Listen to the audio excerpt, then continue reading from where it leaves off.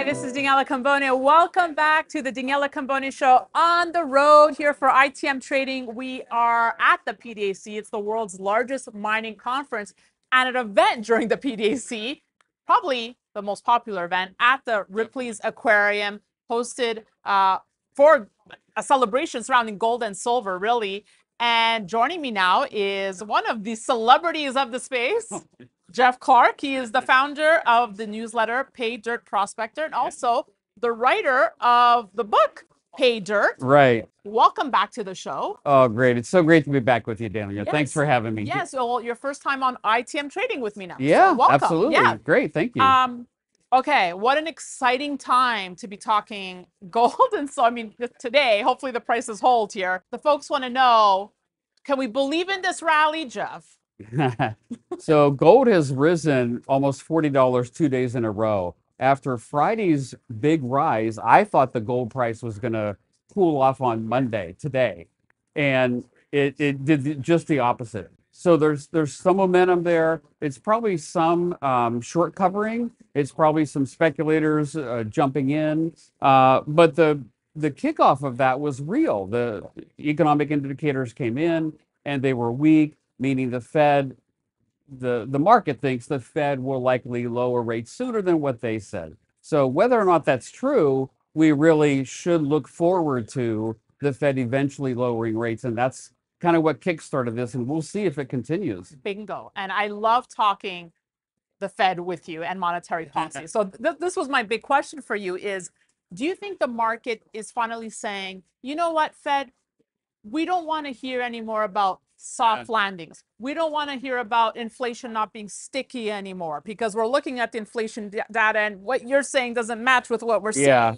right. And now they're talking the rate cut in June. Like, do you think the Fed, the market is just saying, or people at home really are just saying, we don't believe the Fed anymore? I think people at home have been saying that for a while. I think the market is a little skeptical, as they should be. But that jump really hinged on the economic data, especially the manufacturing data that came out that was really weak, and that's what kickstarted this. So for me, it almost doesn't matter when they lower rates, and that will kickstart gold, I believe, and it could trickle down into the juniors and shift sentiment. We're above $2,100 now. I have said that if we can stay above that level and sustain that and not fall back down to 2,000 or below, that could be the beginning of a shift in our market. Well, let me ask you this, because Bitcoin is also having a moment, right? What do you think of folks who say Bitcoin has killed gold's thunder? I mean, yeah, gold's making new highs as we speak right now. But are you concerned at all about money flowing out of gold ETFs going into the Bitcoin ETF now? I mean, any thoughts on the Bitcoin versus gold debate? The Bitcoin ETF has now surpassed assets under management, the silver ETF. It just passed it today. So that move is real. People are buying that. But look at the demographic. You have to.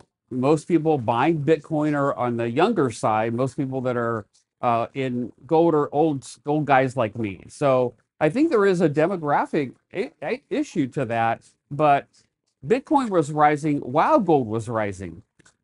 So that tells me that the two are separate, at least to a degree. So I'm not too worried about that. You wrote an interesting piece, 5 reasons to be bullish gold. You want to go over them with us? Well, why be bullish gold? Yeah. The first reason has to do with the Fed. And I hate the fact that we have to look at the Fed and rely on the Fed to determine what the gold price might do. But in the short term, this is what is happening now. Because they might lower rates sooner than expected, gold jumped.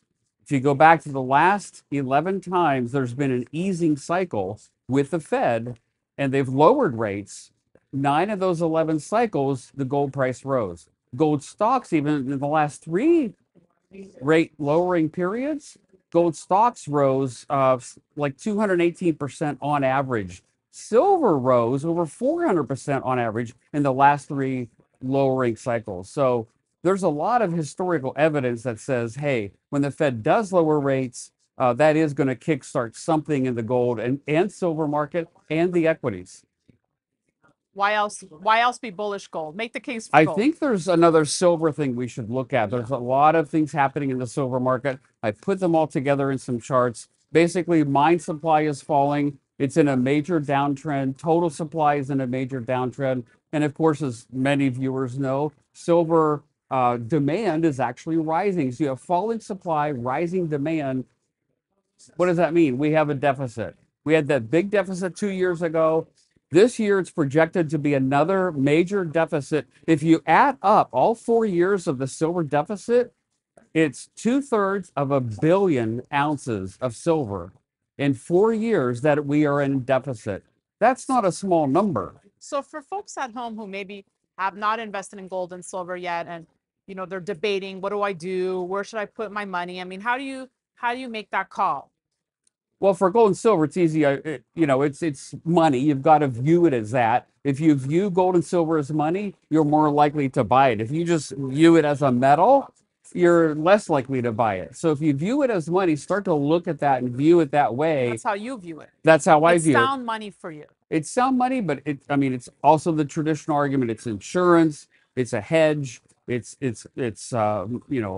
protection against monetary issues, crisis. I mean, do you think the U.S. dollar is, do you think what happens to the U.S. dollar if you're bullish gold?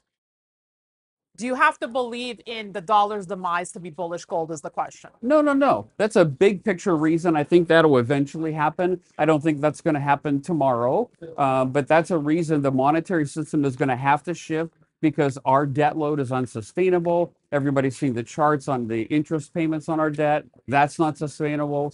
Biggest spike in the history of them keeping records. They can't pay all that. They're probably going to create currency to do that. That's going to weaken the dollar even more. Long-term, big picture, yes, you should be in gold because of that. And look at the U.S. debt. I mean, I can't believe the numbers. Yeah. It goes up 1 trillion every 100 days. Yeah, that's obviously not sustainable. The population is not growing that fast. GDP is not growing that fast. So the growth in that is not. When that breaks, what does that look like, Jeff? It could be very ugly. And I think that's another reason to own gold, and not just own gold, but make sure you own it in physical form. I mean, I hate to say it could get, really ugly, but I do think that's a possibility. So you want physical because if disaster does strike, you want it in your hands. Right. Not because I want to use it to barter with. I mean, that would be an extreme scenario. Let's hope we don't get there. I want it because it's going to protect me against all these issues. And I don't want counterparty risk. That's the big thing for me. I do have some in storage, so there's some counterparty risk there, but I want physical within my immediate grasp because I don't want counterparty risk. I don't want to have to rely on another party, a bank, a fund, an institution, a CEO who ran off. I don't want any of that. That's why I own physical. You want to be your own central bank. Yeah, you are your own central bank. Very good. If you own physical. Yeah, I've been at this a little bit. Yeah, right. Yes, you have. You get to take the power back, basically. Yes, you will. You will have power that you otherwise would not have if you own physical. Yeah. Well, what an incredible evening. Over 2,000 people expected. I feel the energy. It feels good, right? It does feel good. For gold and silver. It is a celebration. At some point, I think sentiment's going to shift back into our sector. And when that happens, honestly, Danielle, I'm going to see some very easy doubles and triples with the miners. I think that's going to happen. There will be some money made. So I'm positioning now. And my biggest fear is that it happens too soon or so quickly. Yeah. I'm not as positioned in as many stocks as I want to be. That's a real thing for me. So, but I am looking at a lot of things now. Well, you know what? I always look forward to this evening because I always get to chat with you. Yeah, great. You're an absolute gem, no pun intended, of the industry. So, thank you, Jeff. Thank you very much. It's great to be back with you. Paydirt Prospector is your newsletter. I encourage everyone to read it. You have really good stuff in there. Thank you. Yeah, thank you very much. And you have a book, Paydirt. And the book Paydirt. So the new newsletter is named after the book.